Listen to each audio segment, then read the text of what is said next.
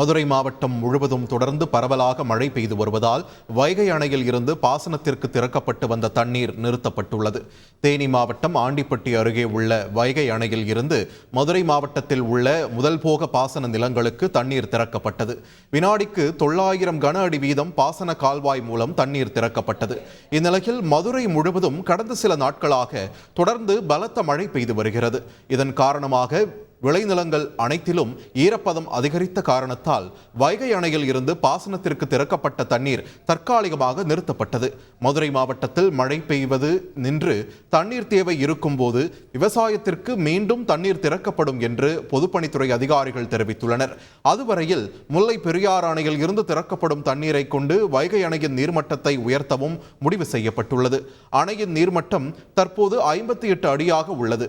தண்ணீர் தேங்கும் பரப்பளவு சுமார் 5 கிலோமீட்டர் சதுர பரப்பளவாக விரிவடைந்துள்ளது. இதன் காரணமாக மீன்கள் பிடிபடுவதும் கணிசமாக சரிந்துள்ளது. ஒரு நாளைக்கு 1 டன் அளவில் கிடைத்த மீன் தற்போது 300 கிலோ வரையிலேயே பிடிபடுகிறது. இதனால் விடுமுறை நாளான இன்று மீன்கள் வாங்க வந்த மக்கள் 3 மணி நேரத்திற்கு மேலாக காத்திருந்தனர். வியாபாரிகள் மொத்தமாக வாங்கிச் சென்றதால் மக்கள் பலரும் ஏமாற்றத்துடன் திரும்பிச் சென்றனர். செய்திகளை உடனுக்குடன் தெரிந்து கொள்ள உடனே சப்ஸ்கிரைப் பண்ணுங்க.